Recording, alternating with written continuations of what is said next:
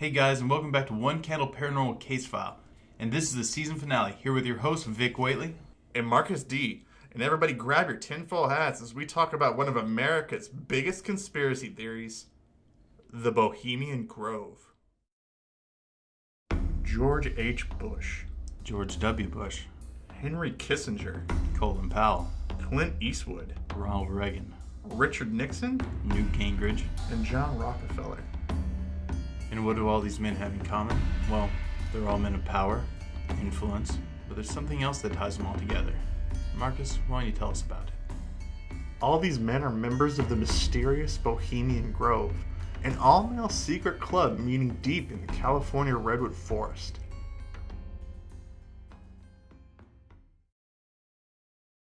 In 1872, several local Californian artists gathered to throw a send-off party for one of their own leaving for New York. This night of drinking and pageantry would be a continued tradition for the group for years to come. These hedonistic gatherings would later attract the attention of local San Franciscan businessmen who were very intrigued about these intense bohemian festivities they had heard about in the woods.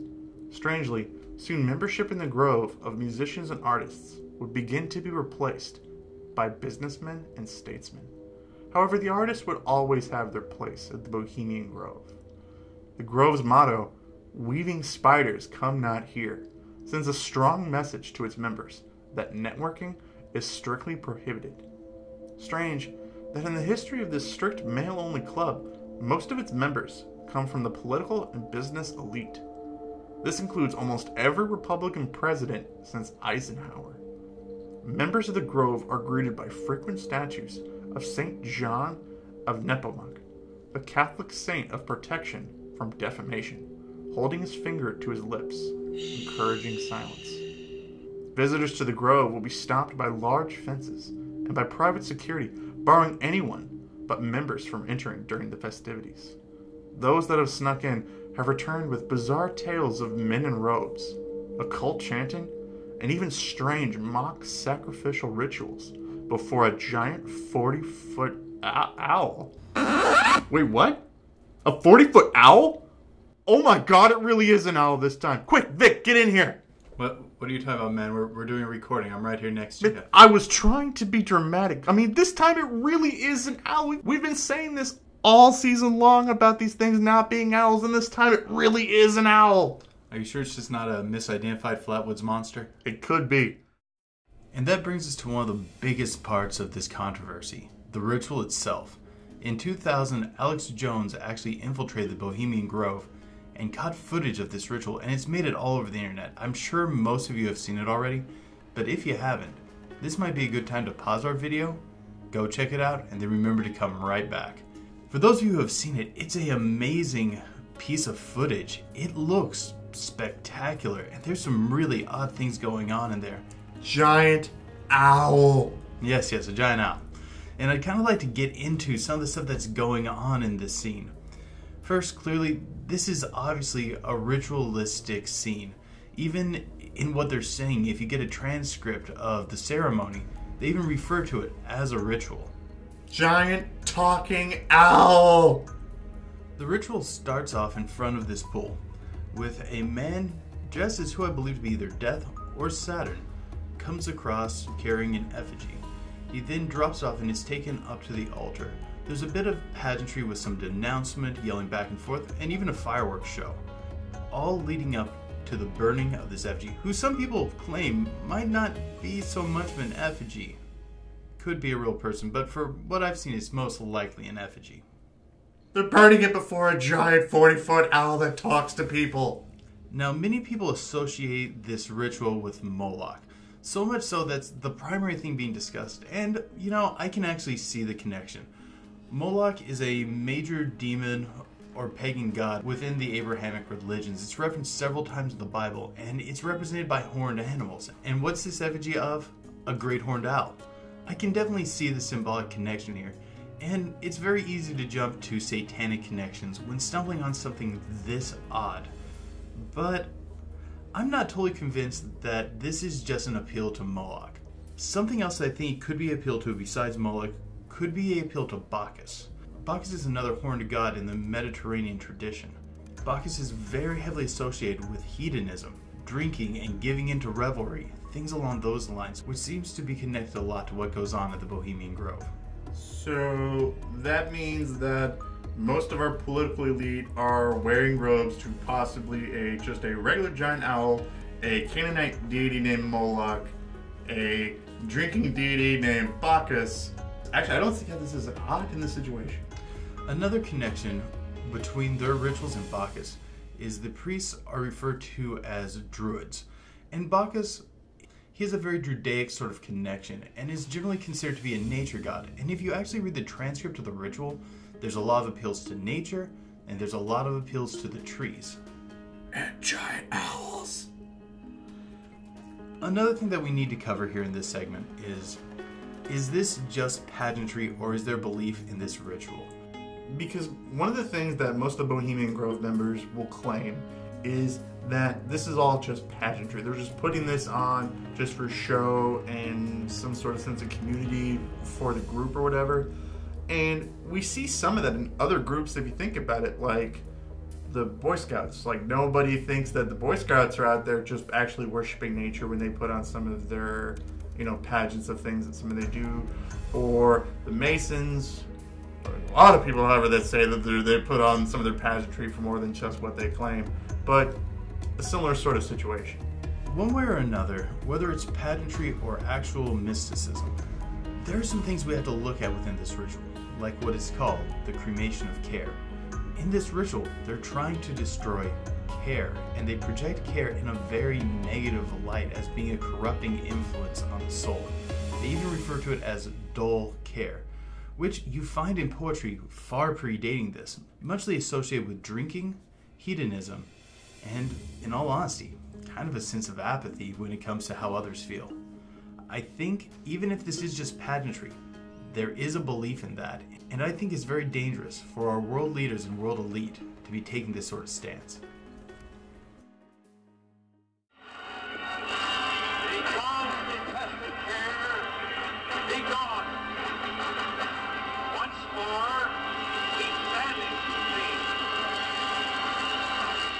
Begone, dull care. Fire shall have its will of thee. Begone, dull care. And all the winds make merry with thy dust. Hail, fellowship's eternal flame. Once again, midsummer sets us free.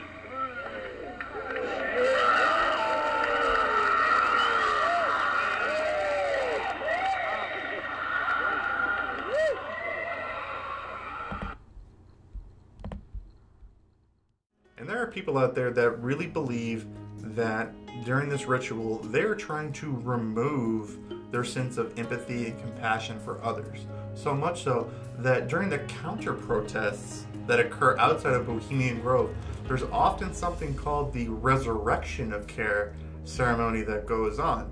Unfortunately, their symbol is the mighty Care Bear.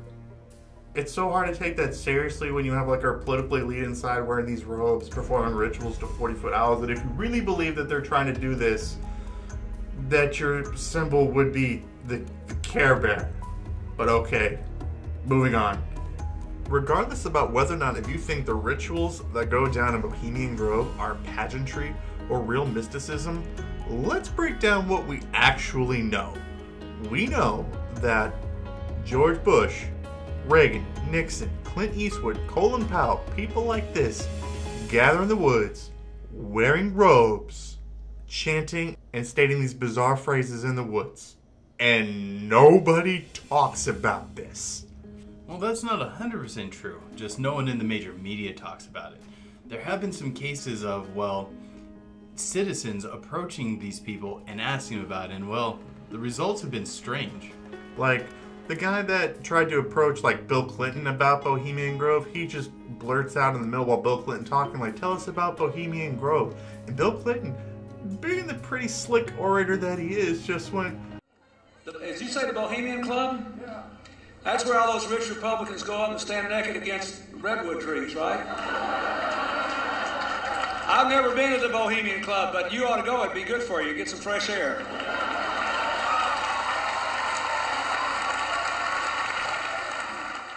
And then he's literally whisked away by two, like, Men in Black type guys, like, out a door, and you never see him again. But not everyone responds that tactfully to it. No, you're right. David Gergen, who's a Bohemian Grove member, but is also a senior political advisor to many presidential campaigns, was approached by none other than the famous Alex Jones, who recorded the Bohemian Grove footage that's so famous, and just approaches David and talks to him about Bohemian Grove, and he flips out. He starts saying things like, "You, sir, are not a gentleman. I don't respect you. You're not a gentleman." It came across as very, very strange. The number of times that he says gentleman is odd, because when you actually read many accounts of people that have worked at Bohemian Grove, one of the things is they always refer to the members of Bohemian Grove as gentlemen. It just seemed like he actually struck a real deep nerve with David actually talking about this. It almost seemed like he was responding to the sort of dialogue that you'd use amongst members. But yeah, outside of just independent reporters going up and asking these questions, you would think people like Al Gore or CNN or MSNBC, you'd think people like this would be all over this sort of stuff. But we don't really hear, outside of a handful of articles, anything about this. This is where it gets really actually paranormal, because no matter what camp you actually are in on this, there's just nobody that talks about this. Yeah, with the number of major Republicans who are involved in this, you'd think the liberals would be throwing this out like crazy. But they're not, and you have to ask why. Barack Obama gets the wrong kind of mustard on a sandwich, and people talk about it for weeks. George Bush holds a book upside down. It becomes a meme for years. Trump goes golfing too much, and all of a sudden we're talking about it on CNN for weeks on end. But our political presidents that go out of the middle of the woods before a giant 40-foot owl wearing robes, this doesn't even get like a segment at all. It's like it doesn't even register. You have to assume that there's some sort of agreement of silence, that everyone who knows about it also knows you don't talk about it, you don't bring it up, and when you do bring it up, it's in very controlled situations.